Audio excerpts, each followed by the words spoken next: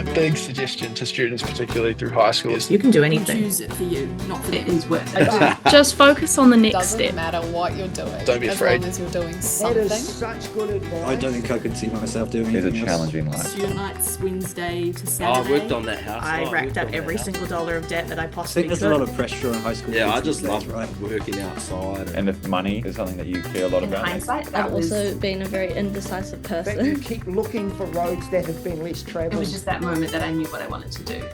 So nothing else is going to change that. Welcome to the guest speaker. Today we welcome Josh Kersten, who has gone from truck driver to global entrepreneur. He is now working with elite athletes and international clients, and his story is a powerful example of where ambition, adaptability, and business knowledge can lead. Today, as the founder and CEO of Prime Platinum, Josh operates at the forefront of the booming global wellness industry, an industry now worth trillions globally and rapidly reshaping how people think about health, performance, and longevity. For much of your early working life, you're a truck driver with a side hustle, buying, repairing, and reselling equipment for profit. A turning point came when you purchased a broken laser machine, fixed it, and helped your partner launch a home-based beauty business. Its success revealed the potential of combining trade skills with entrepreneurship. As you learned more about emerging longevity treatments, you identified a gap in the market and began working directly with manufacturers to develop and distribute advanced health technologies.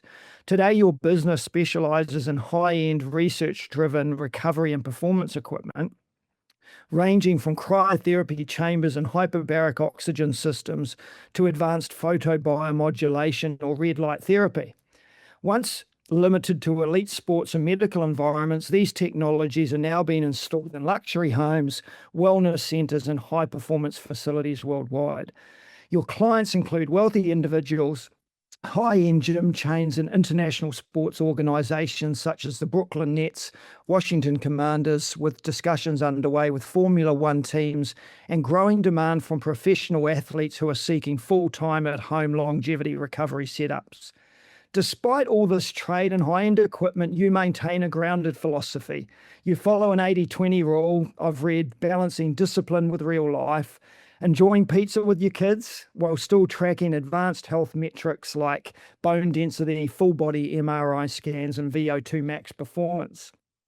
Your story is relevant for New Zealand students as it shows how practical trade skills combined with business knowledge and global awareness can open international opportunities. Today's podcast will show students it is possible to build a business that reaches far beyond New Zealand. This is for students, parents, and educators who are interested in business, international trade, global economies, manufacturing and technology, and knowledge about health and athletic performance equipment being utilized by the world's elite. Welcome along, Josh. And I didn't mention anything about your education because I know nothing about it. So this is going to be one of those rare times it's so cool. I get to hear a little bit about that. Can we, to help kids and educators in that out, have you reflect on where you went to school, how that went for you, and what sort of kid were you? Yeah, for sure. So, the whole kind of education piece will probably be a relatively short conversation because I wasn't at school for too long. I went to Otahuanga College in my early years. Pretty much only enjoyed woodwork.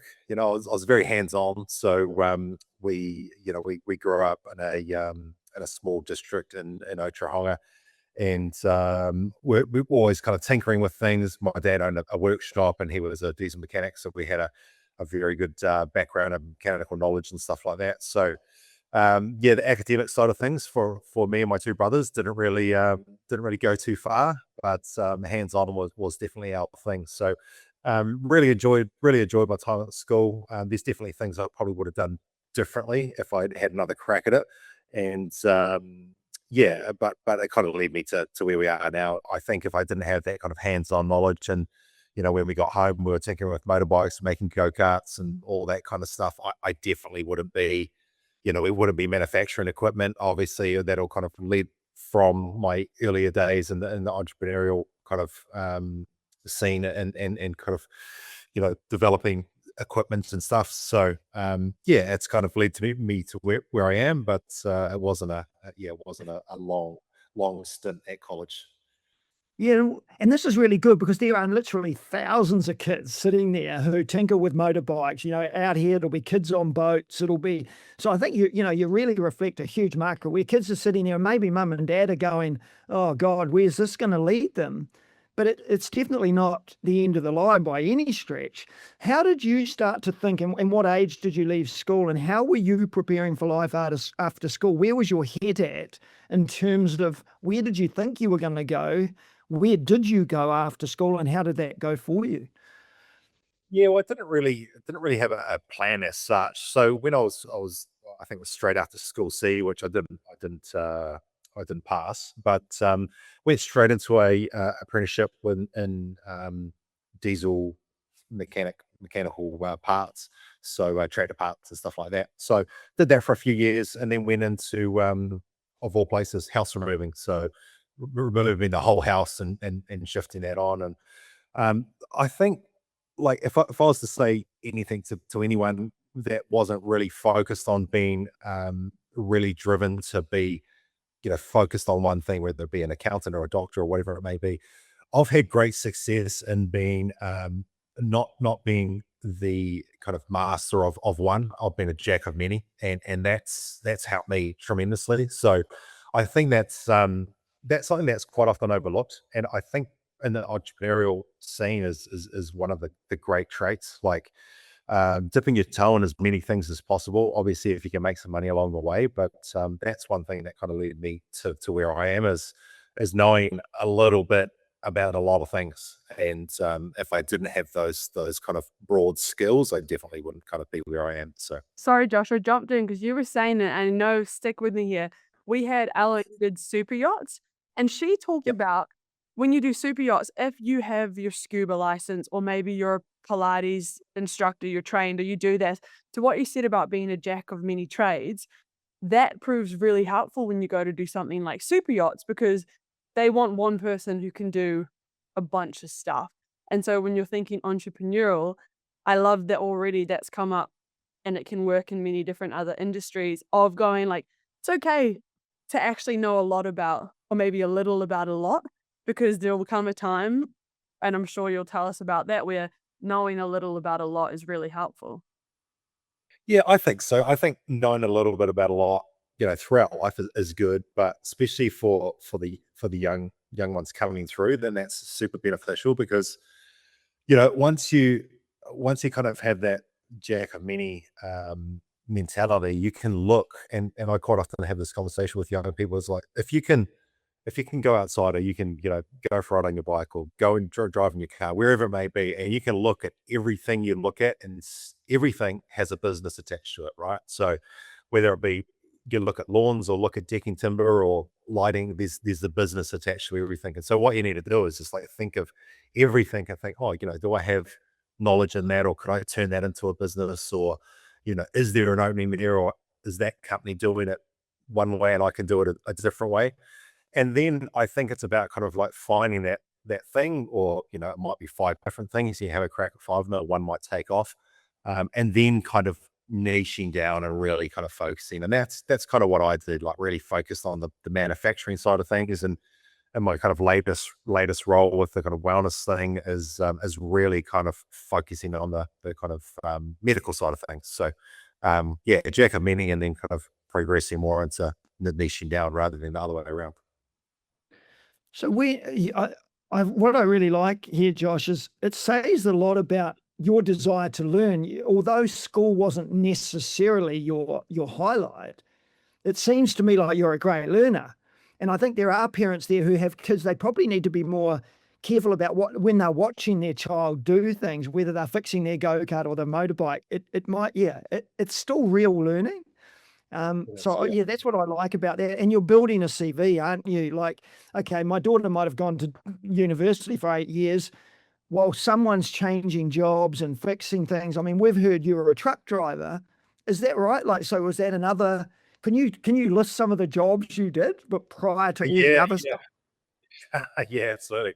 So I suppose that the main kind of jobs I had was tractor parts and lawnmower salesman, and then went from there to shifting houses, so house removals. So I used to have the fun job of crawling under all the houses. being 6'2", that was a great job, and we've got some really interesting stories around that.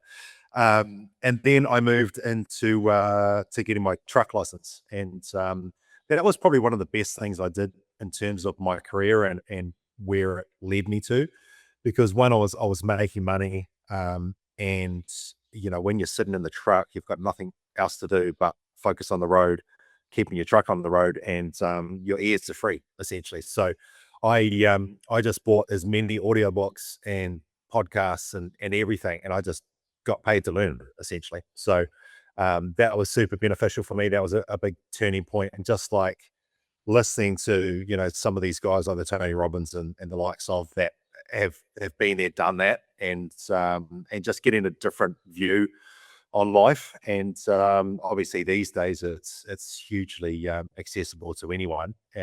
So having that way of kind of being able to learn while you're getting paid was ideal. And then I started into kind of the entrepreneurial side of things from there. So those are my kind of main jobs I had after leaving school. Yeah. Again, I go back to the audiobooks. You loved learning. It's really quite cool. The irony too, Grace, I don't know whether you can pick it up with between Josh and Matt Watson yesterday. These guys who are building a career, and you're very similar. Can I ask then, because this is where the fascination will be, my reading says you fix something and this is where this health thing started, but that might not be the way you'd describe. I mean, obviously we really want to get to that eventual pinnacle of where you've got to. How did you get into that health and well-being space? How did that happen? And how did you build it? Like, I mean, maybe just let you rip on that. Yeah, for sure. So it all started when, back when the recession hit in 2008. I was still truck driving, but I was looking at, I've always had an interest in jet skis and motorbikes and, all the kind of stuff that most young guys do. And when the recession hit, I used to check on like these auction sites, and you'd see all this receivership auction stuff come up, or, stolen, recovered motorbikes or whatever. And, having that kind of mechanical knowledge, I was like buying these things and tidying them up and flicking them off. And I was making, a few bucks here and there, and I just kind of stashed that away. And then I saw this laser machine come up through a beauty clinic receivership. And anyhow, the main kind of thing that stood out to me was it was $50,000 laser machine, and they wanted 20 for it or something. So anyhow, I negotiated them down and bought that. And my partner at the time, we set up this little clinic, and she was just doing that from home. And with that, the machine kind of broke down a bunch of times. So I was fixing that and learning it kind of as I went, with getting a bit of help from a electrical engineer. And then all of a sudden, someone up in Auckland discovered that we were thought we were fixing machines. So they rang us up and they said, "Oh, I've got this machine. Can you fix it?" And I said, "Oh, I can take a look at it."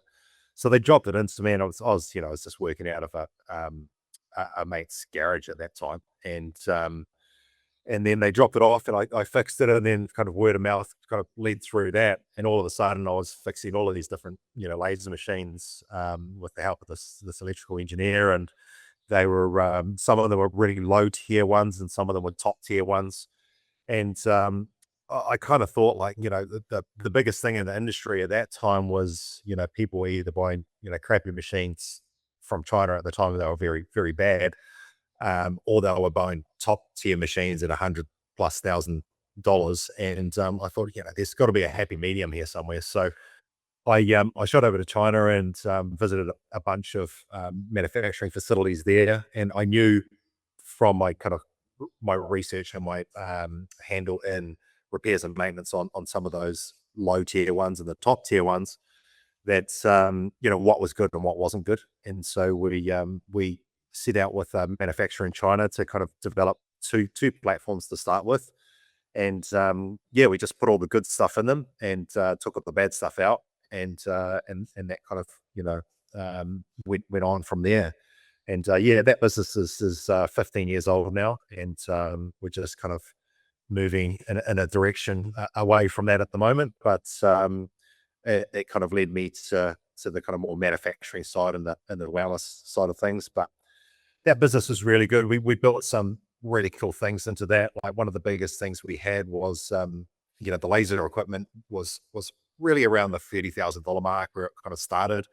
And a lot of the beauty therapists didn't have 30K, to get a machine. And they were seeing the demand of laser and all these other things. And what I wanted to do was build something into the business to get more people into it and make it more accessible, help them build their business. So we'd buy a machine, we would put some money aside, and we'd build 3 more. And with those 3 more, then we would direct lease those to customers on no deposit down. So it just meant that a lot of small clinics were able to get these $30,000 machines and start the ball rolling and make more money. And so that really grew into like a big leasing company, and that's what it is. These days is a leasing company. So it's that's where a lot of the success came from that business. But while I still had that, I had a strong passion and interest in alternative ways of training, alternative ways of recovery. I've always been a bit of a nerd for like metrics in terms of recovery, measuring things and stuff like that. And that led me down the road of the recovery equipment and working on that business. Laser, we're talking hair removal? Hair removal, tattoo removal, skin tightening, different skin conditions. So predominantly in the beauty industry, but a little bit of medical as well. Okay. And just talk through, because this isn't, if someone's got a great idea and they have to get it made, China's an obvious place. How did you find getting on a plane, jumping off in China? Because I'm presuming you would have been pretty green, communicating with them, setting up contract. Because this is where I think there's kids with business minds who would just love to know a little bit about how you did that and how you found it. Yeah, it was tricky back then. Yeah, it was very tricky. Like we went through 2 suppliers at the start, which were rubbish, and we dusted a bit of money on that. I think these days there's agents over there that you can actually hire, and they'll go out and find the best facilities for you. And it's probably worth its weight in gold in terms of paying them to do it. But you can go over there, you can visit some of the trade shows. Like there's some wicked trade shows, in every industry you can think of, and you can kind of, see the business, see how they're presented. But one of the biggest things I found with manufacturing in China, with the laser side of things, was kind of going there and actually walking through the factory. When you kind of walk through the factory, you can get a pretty good understanding of how professional they are. If it's a small little one office and then you walk out the back and it looks like a garage, you're like, next. So it's the ones that take it professionally are pretty good. And there's some wicked manufacturing coming out of China now. Yes, and some not so good stuff still. But it's definitely on the right track. At this point, did you have a business mentor, or I mean, you talked about the electrical engineer. I don't know if that was a business partner. Like, at what point did you go, I might just want a few more heads thinking about this? Yeah, I didn't as such. I had one friend was a property developer. I used to bounce a few ideas around with him, but most of it, to be honest, was just learned from guys that were in a better position than me through podcasts and ebooks. And I'm a firm believer of like taking advice from someone you trade places with, and a lot of the people that I kind of listened to were guys that I would trade places with, back in the day. And those are guys that are successful in business. And it was just little snippets. I listened to hours and hours of books and wrote down different things that resonated with me and some that didn't.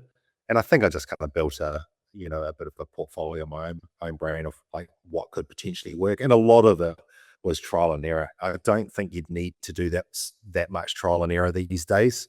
There's so much information out there that's accessible, and you can, if you're lucky enough to to get a mentor and have someone that's willing to take you under their wing. There's a lot more available in terms of education these days. That's awesome. There's also a lot of, same way you talked about the factories, there's good and there's bad. Particularly with social media, there's a lot of information coming out that might not be good. So I want to hone in on what you said there about trial and error, and you listened to a lot and figured out what you did like and what you didn't. And rather than there could be some false idolizing out there on social media, or maybe one, I'm not thinking of a particular person, but kind of teeny listener, don't just jump onto one somewhat aspirational influencer. What you did, Yes. doctors, you really listened to people who had credible backgrounds. It's definitely a tricky one. Even I have it, on social media these days. Like we have a bit to do with obviously the wellness industry, and the wellness industry being the industry that's absolutely booming. There's all sorts out there, and I'm always rolling my eyes when I go on social media these days. I try not to go on there too much, but obviously when you're running your business, you need to. So it's pretty hard. I think it was easier back when I was starting to weed through the bullshit. But these days there's so much information in there, and it's finding the right stuff. And I think if it's someone that resonates with you, that doesn't kind of lead too much to all the flashiness. It's someone that has got core good core values, and kind of has a clear path and where you need to take yourself.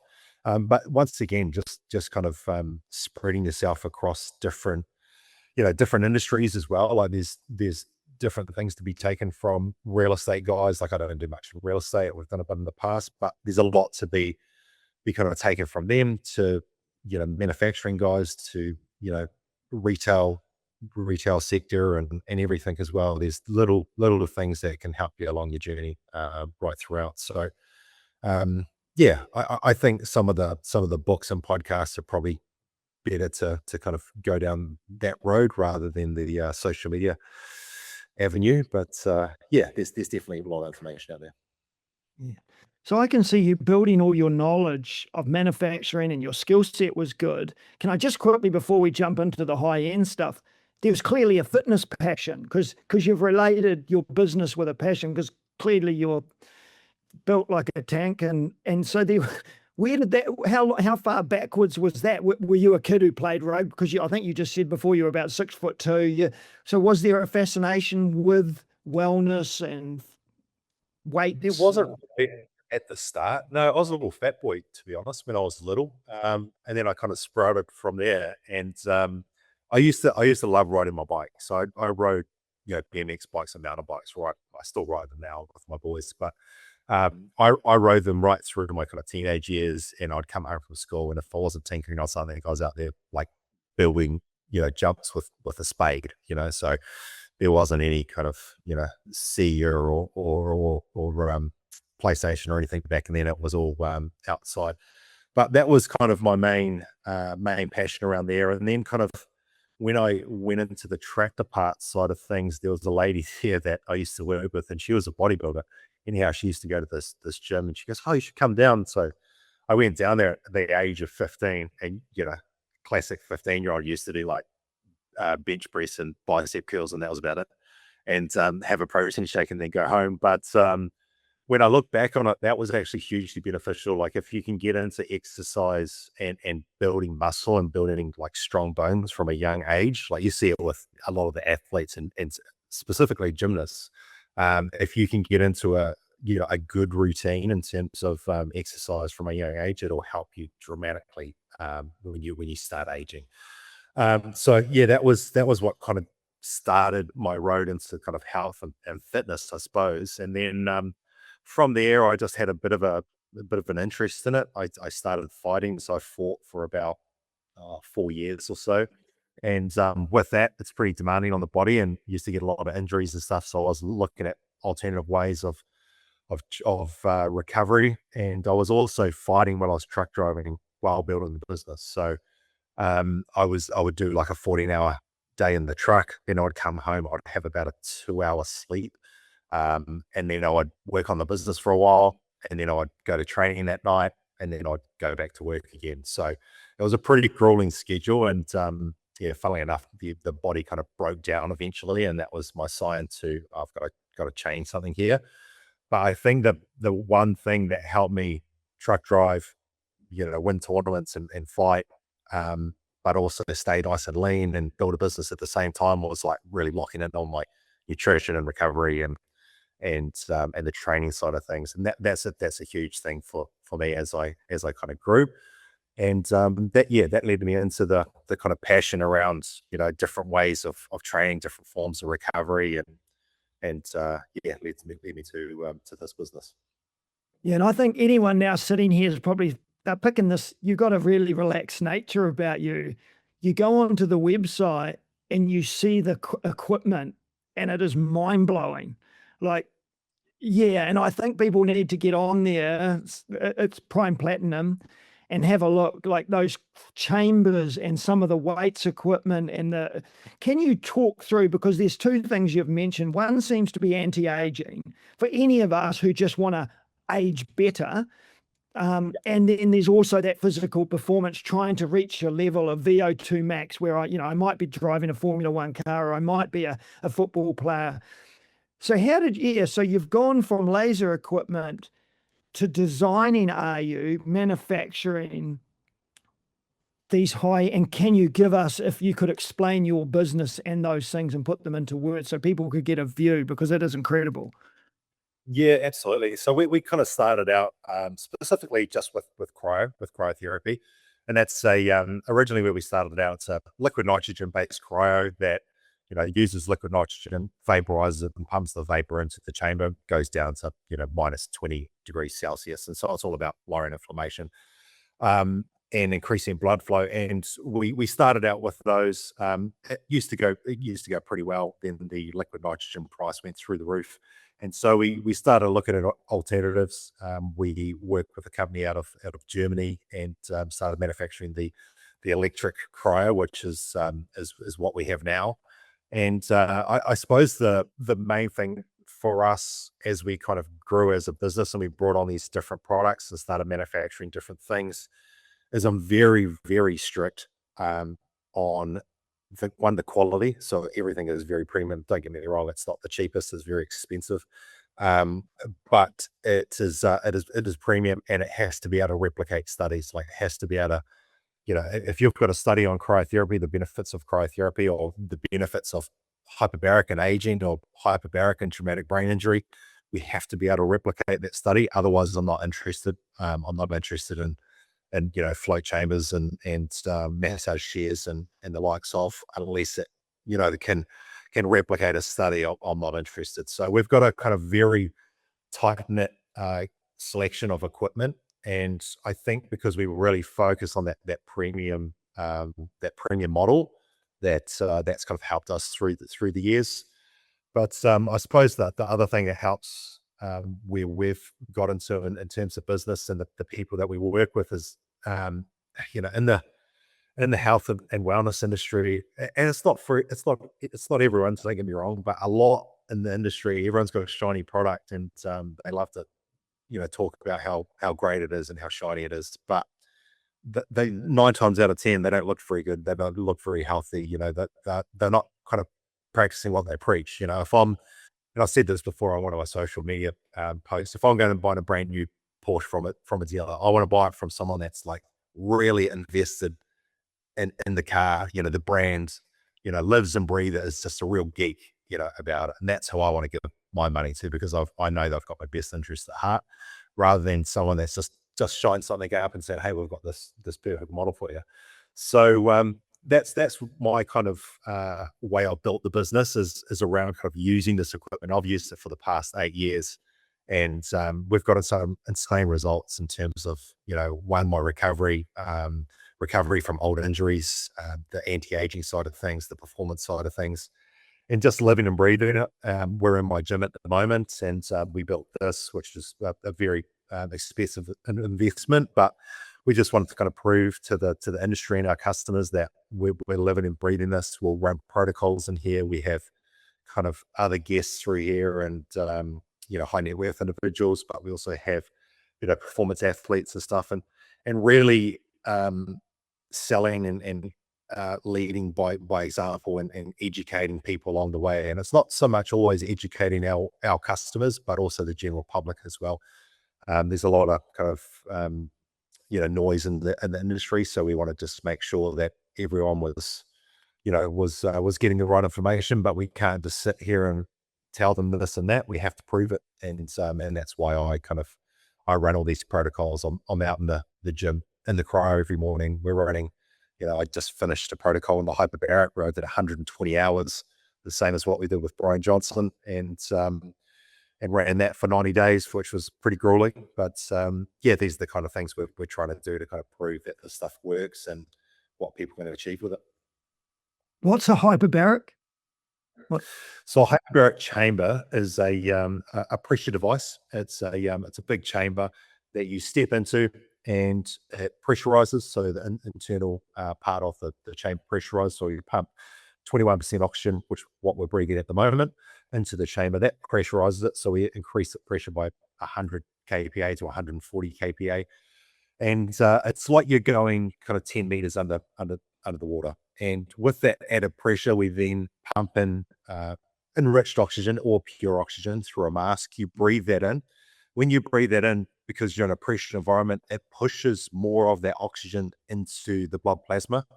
And with that going into the blood plasma, you get it more into disease tissue, old injuries, traumatic, brain injuries that you may have had, 10 years ago or had last week. And the biggest thing with any kind of injuries or disease is inflammation. And with inflammation, it lowers the blood flow to that tissue. And with that lower blood flow, you've got less oxygen going into the tissue.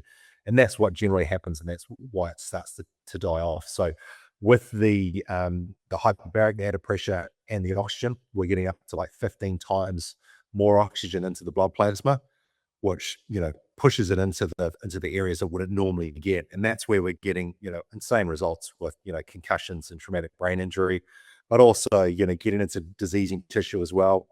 We replicated a study out of Israel, which was around lengthening telomeres, which is part of your DNA that measures your aging, and senescent cells. And we got really good results with Brian Johnson, who uses our chamber, and replicated the study. But the study showed that over 60 sessions over 90 days, it increased telomere length in 65 and above by 25%, which is insane. Like, there's not even a drug out there that does that. So the benefits around hyperbaric are incredible. Thinking about your back here, Grace. Sorry, Josh. Ludlam's been on a journey. I have a herniated L5 and a bulged L4. And I'm like, I need to get in this chamber. But that begs the question, how much would that, if I was just a person like me, once an athlete, now an injured one, what would it cost to get in something like could someone just come off the street and say, I want that? How does that work? They could come off the street and find a clinic and go and use one. To buy one is expensive. To buy a proper one. Now, when I say a proper one, there's hyperbarics out there, and then there's certified hyperbaric chambers. So there's a lot coming out of Asian countries that don't have proper certification. Now, the certification, the gold standard, or the bare minimum, the baseline when it comes to Australia and New Zealand standards is PVHO. So PVHO stands for Pressure Vessel for Human Occupancy. And with that, because the chamber is under pressure, we obviously need to make sure that's safe. So you've obviously all seen a tire that's exploded. So, there is pressure in this steel shell. We want to make sure that is safe. And a lot of these chambers that are coming through, unfortunately, at the moment, which are, very steep and easy to get hold of, they don't have any of that certification. They've got some certification, very baseline, but none of that PVHO. So I'm a very firm believer in, a lot of people get upset at me about this, but I just don't want to see, we saw a couple of issues last year with these kind of chambers that one had a door blow off it, which is luckily nobody got hurt, but it's one of those things we've really got to, because the industry has taken off, we've got to make sure everyone's safe, everyone is in a proper certified chamber and getting the results. So it's limited at the moment in terms of who's got a proper PVHO certified chamber. Now, there is chambers out there that reach the same pressure, produce the same oxygen, and will get you pretty much the same results. Are they safe? I couldn't tell you because because of that certification side of things. I think a lot of them, will run for 5-10 years and not have any issues. But what we're seeing in the market at the moment is there's a lot, on almost any street, especially in Australia. There's a few more coming through New Zealand now, which is good. But just making sure that I've got that certification. I just want to make sure everyone's safe.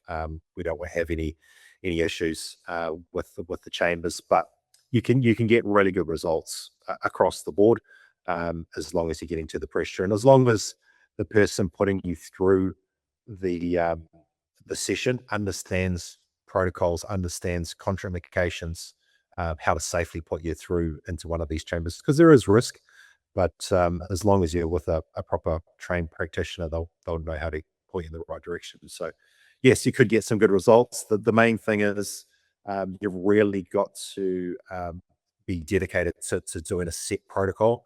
It's like going to the gym once. It's the same with all of our equipment, whether it's cryo or photobiomodulation or anything sauna. You go and use it once and you feel pretty good afterwards, but you're wondering afterwards, like, did that do anything?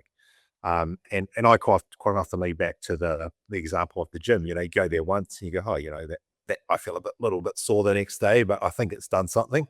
And if you don't go back for 2 weeks, who knows if it's done anything. Whereas if you're consecutive, you go back every single day, 5 days a week for 2 weeks, you'll see a big difference. And that's the same with all of these modalities.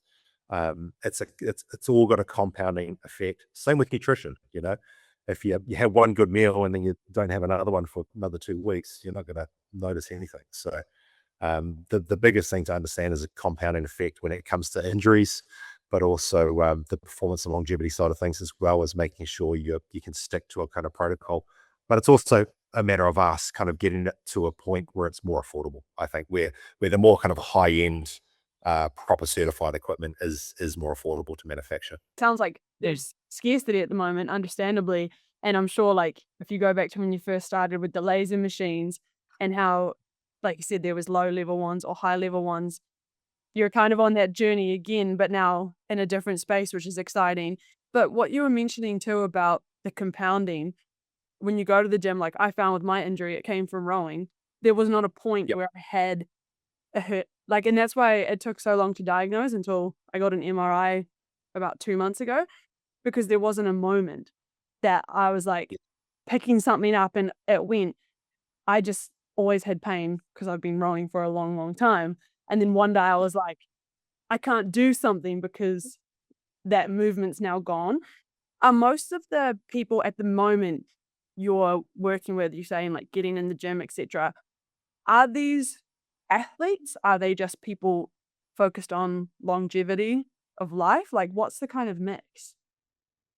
It's right across the board, to be honest. We've got parents with young kids that are really sick, that are buying chambers and other sorts of equipment, and we're kind of leading them on a bit of a journey in terms of trying to get them better, right through to kind of performance athletes in the NBA and NFL,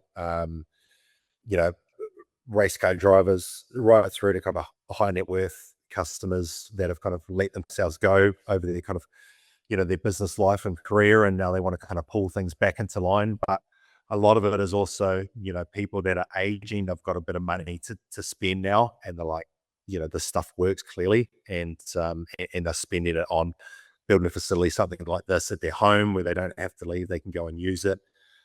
Or they go into like one of our clubs like St. Haven in Aussie, where, you can go and get all of the services, in a club environment. So yeah, it varies quite a bit. But kind of leading back to what you were saying there before is, that's quite often the case.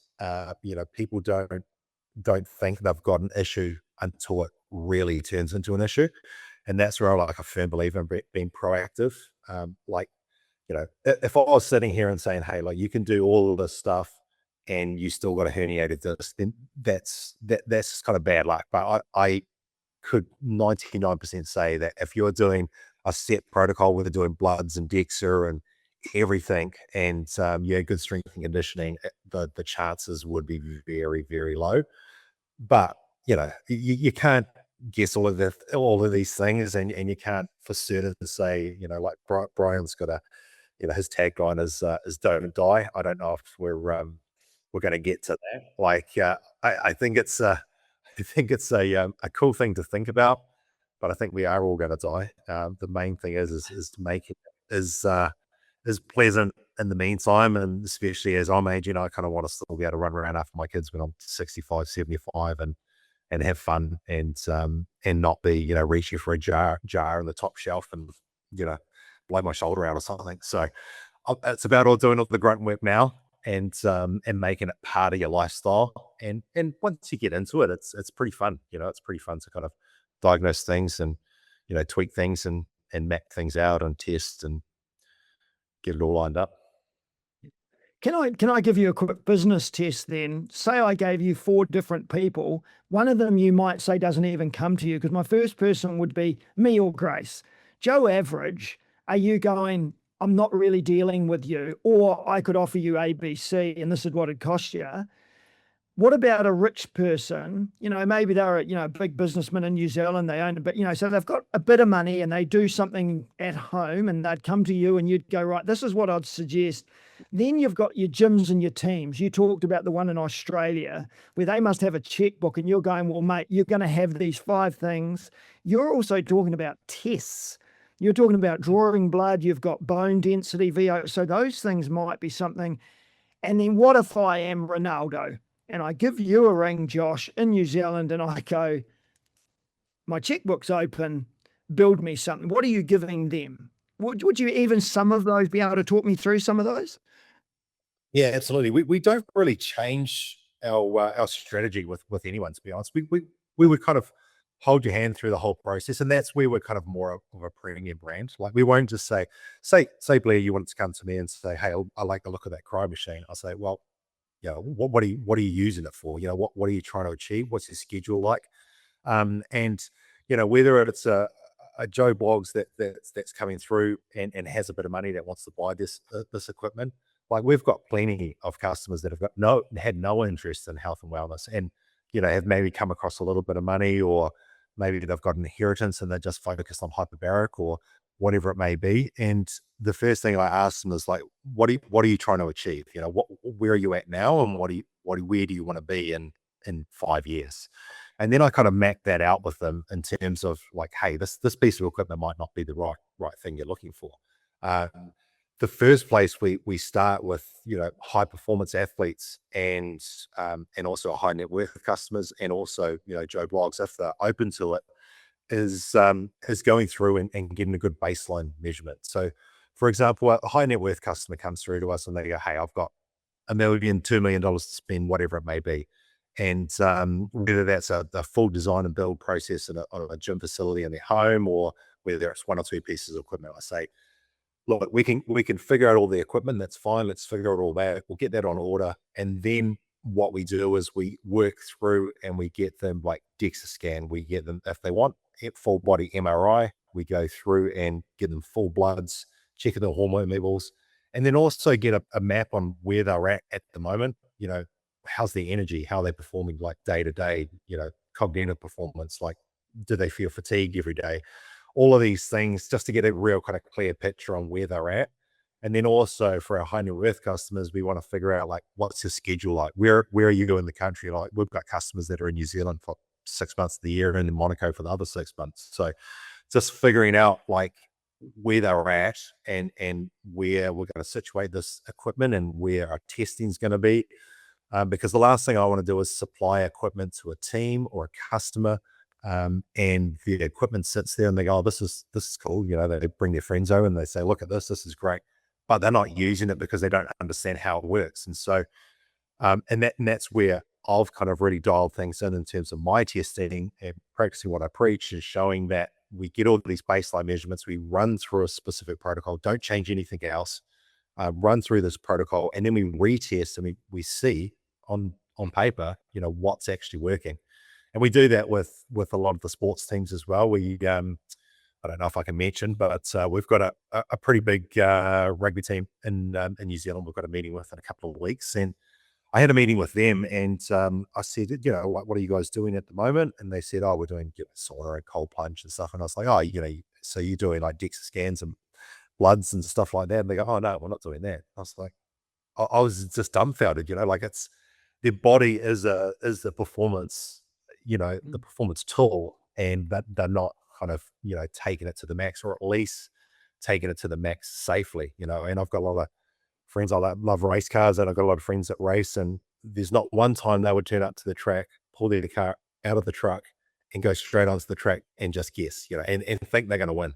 There's no chance. And so I like to give everyone this way of thinking, whether it's mum and pop down the road, or a kid coming through school, or anyone, to kind of look at their body as a performance car. You've got to be testing things. You've got to know where it's at. You've got to be putting the right fuel in. You've got to be giving it an oil change. You've got to be giving it these little tweaks, and tweaking things, and then retesting again and seeing, oh shit, did that work? Oh no, that didn't work. Or oh, that's gone in the other direction. It takes a little bit to kind of map that out. But what we do with a lot of our customers is map that out for them. And we've got some cool stuff coming through in the next kind of couple of months, where we can kind of take them on that whole journey, right through to kind of like supplementation and everything, and in-house bloods and all sorts of things. And that's where it's kind of going to. And we've seen that with a lot of our customers in like Singapore and that, where they're going that more high end. You don't need to do it forever. The main thing is you need to get a kind of clear picture of where you're at now, and map it out, like critique things a little bit, and then get to like 3 or 6 months down the track, and you're like, oh this stuff's working, and then you can kind of see the proofs in the pudding, and you stay more religious on what's working, rather than what we see in the biohacking space is like, everyone that sees the latest, shiniest product, and they give it a try, and they try all these different things, and they don't actually know what's working. So we're very strict on like trying one thing, using it for a while, testing, did it work? Okay, it worked. Let's bring in the next thing. And it takes a while, it took me probably 4 years of doing that.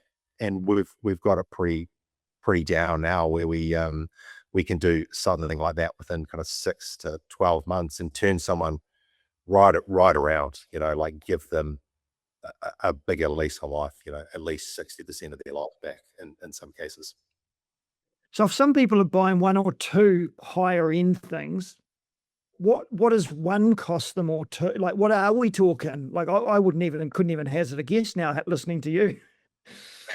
Yeah. So our most popular hyperbaric chamber is around the 230,000 mark, plus GST. And then, the cryo side of things is around about the same. And it varies, like my chamber that I've got is a 2-person chamber with all the bells and whistles, and it's getting up there closer to the 400 mark. So it's it just depends on how you spec them, what you're bringing in. But we're making some good ground as well as bringing in some kind of more cost effective options that are have still got all the certification and are still going to give results. And that's the tricky thing is, you can't really have the certification, the results, and a cheap product. You can't do it. And maybe it will come a time in 5 or 10 years that we can, but at this stage we can't quite. We're bringing that down a little bit with kind of tweaks and things, but it's still, for the real deal equipment, it's still pretty expensive. But in saying that, not everyone needs a cryo chamber and a hyperbaric chamber in their house. Like we're seeing a lot of clinics come through, and it's not always like the big private clubs like our partner St. Haven.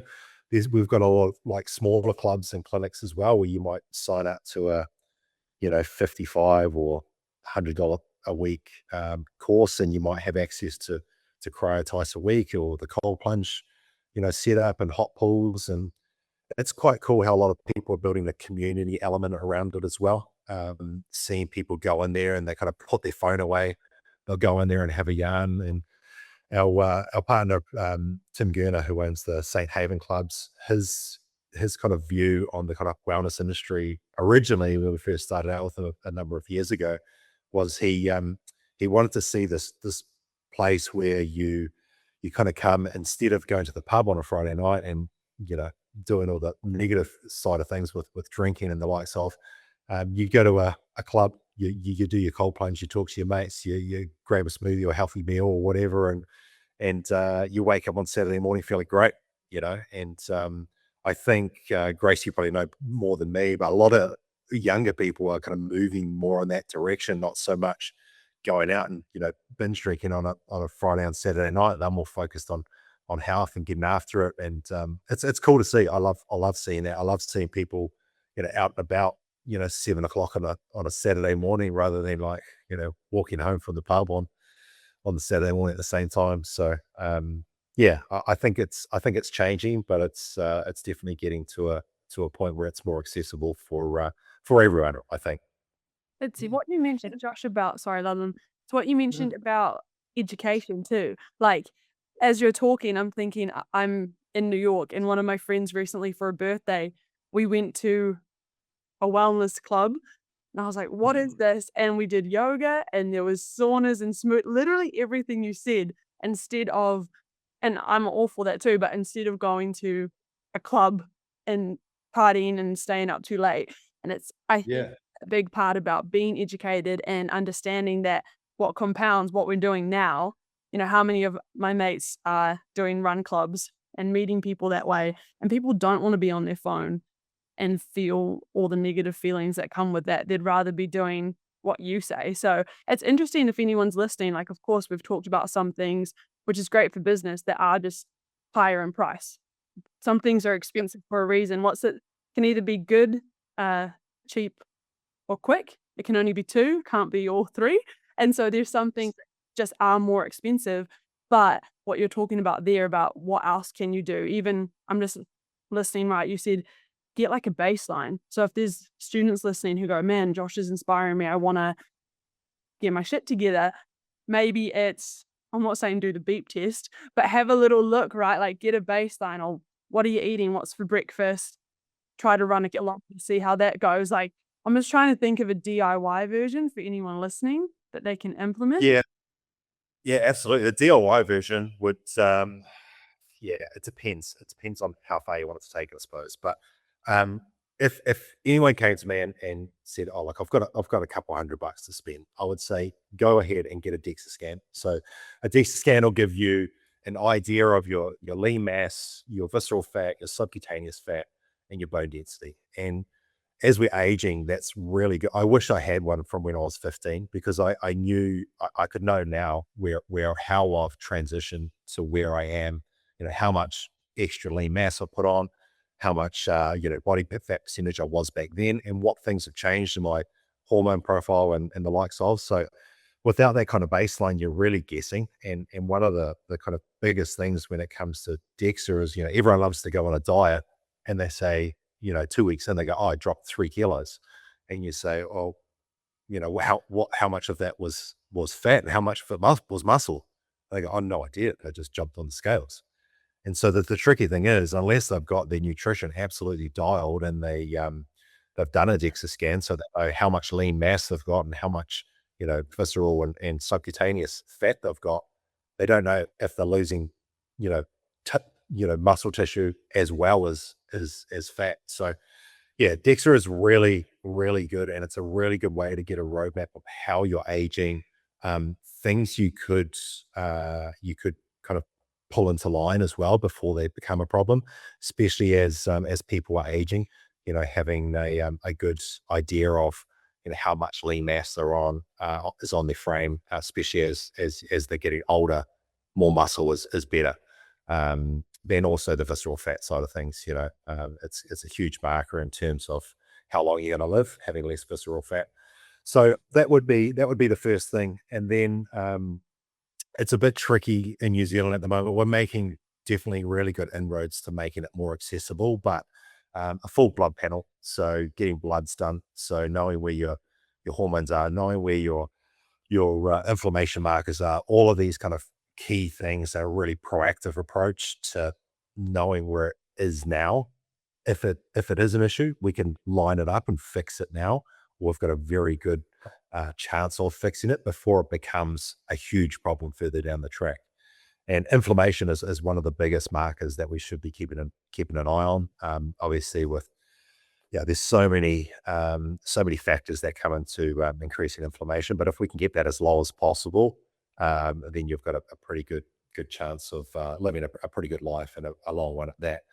But those would be the main two. And then, how long's a piece of string? Like I think that the low hanging fruit is nutrition and lifting some weights. More muscle on your frame is going to be beneficial as you're aging. And I've been getting my mum in the gym for the past kind of 10 years, and I think she's almost 70. I hope I got that right, 70 or somewhere around there now. And she's still got a really good amount of muscle on her frame, still carrying a little bit of fat. She still loves the snacks like the rest of us, but we're trying to get that visceral fat down. Hey, we're all we don't shy around the around the results here. So we're pulling things into line. But we've got plenty of customers like that we're trying to pull things into line as well, and just making sure that we're measuring as we're kind of dialing things in as well. And it's really helped. Mum is a great example. Like where she was originally, she had very low muscle because she didn't do anything for a long time. And we really focused on strength training with weights, and it changed the whole kind of outlook on life, even the mental side of things. So that'll be the other thing, is nutrition and lifting some weights and increasing VO2 max as well, if you can, or if you've got access to getting a VO2 max test. Yeah, hopefully your mum doesn't watch that, because I don't know how old she is, and she's a little bit chubby. She's a lovely lady. Like she always comes out and she goes, I want to lose a little bit more of this around here. And I keep on the reason why I mention it is I think everyone is, a lot of people are subconscious about their weight and stuff. And unless we have the conversation around the ways of changing it, like and we have the conversation around, you might be carrying a bit of weight, or if I see a mate, I say, oh mate, you put on a little bit of fat around the midsection. Or then we can have a conversation, or I'm not shaming them, but we can have a conversation around, oh, hey, is your insulin sensitivity, gone to shit? Is what are you eating? Yeah, you're eating, high amounts of sugar and all these other things. Are you going to the gym? Are you doing these other things? And, what are your inflammation markers like, and all these things? And I think unless we're measuring and having those conversations, it's kind of a taboo subject, talking about, people with fat. But, the fat on the outside is one thing, but, the visceral fat on the inside is the main thing that we need to be focusing on. And that's where the likes of DEXA scan and stuff come in. And until we got a DEXA with mum, we just didn't really know where things were at. She was progressing, but now she's progressing a lot faster, and we get her bloods every 3 months, and she's on the right track. Yeah, look, mate, this has just been absolutely bloody fascinating. I'm just going to take you back to your schooling, and I know you said you looked like you liked workshop or something, but like when you talk now, it's your science, your biology, there's technology subjects, accounting, economics, sports science. It just shows there's kids in school. At the time, it might not be what they're passionate about, but they should never relate that to their ability to learn. And I mentioned earlier too, your ability to learn is absolutely magnificent, like probably way better than mine. And I also think one of the biggest benefits you've got is your knowledge and your passion for it. Like, you could be in classrooms with kids, and although you might not be able to sell them a hyperbaric chamber, the way you're talking about performance baseline tests is far more important, because at some stage of their life, it will be important. Obviously, the earlier, the better. So I see people like you, even just being able to hear from you and even watch this. Yeah. And there'll be sports teams, like you mentioned, a rugby team that really is just, could be potentially just testing some 20-meter runs. and have no idea really where their stats are, which would be surprising when you have your knowledge. If you were in charge of a sports team, I could imagine what that would be like. Just wicked, like I really love what you're doing.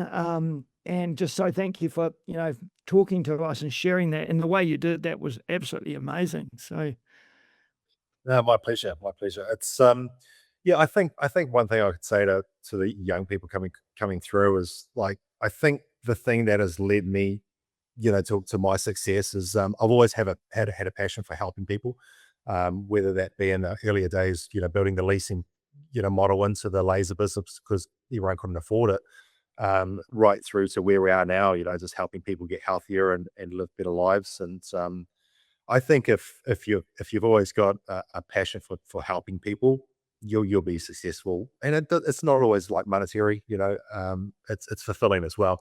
And I think if you're doing that, it's good. Like and leading back to what you're saying about the education side of things, I think if I would have done anything more differently, I would have just read more books.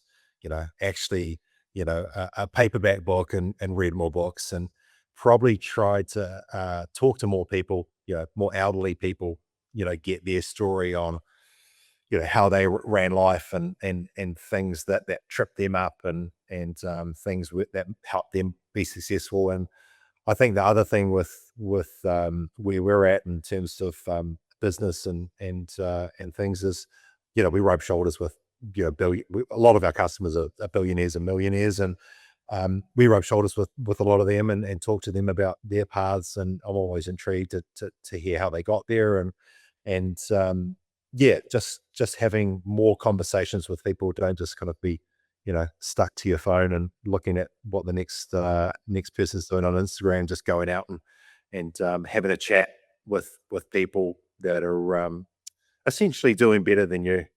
It's it's a good way of learning, learning the path on to success, whether it be performance side of things or health, or whether it be financial or just in your overall relationships. So yeah, there's a lot that can be said to being out and being social and chatting to people.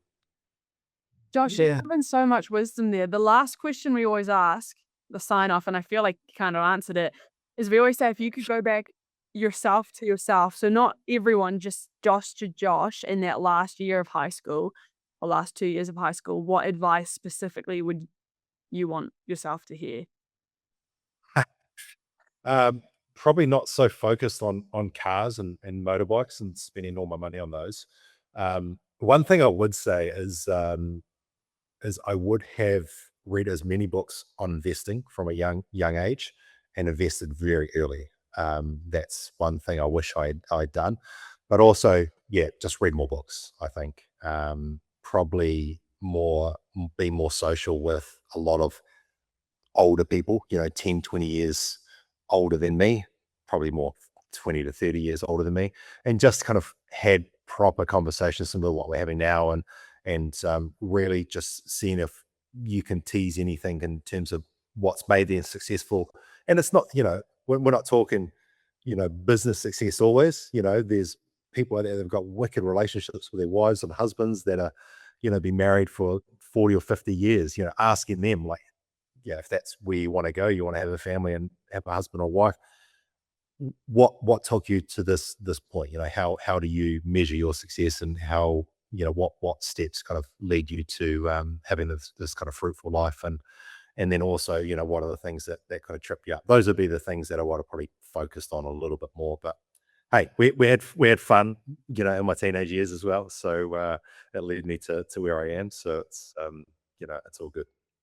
Yeah. And I think we agree with you, because I think kids sitting in class, whether they're interested in the wellness industry or not in the health industry, listening to you talk is exactly what we want them to do. We just, there's so much to gain from listening to people like yourself. So thank you so much. Best of luck with your business, and hopefully we can run into you sometime in person, but take care.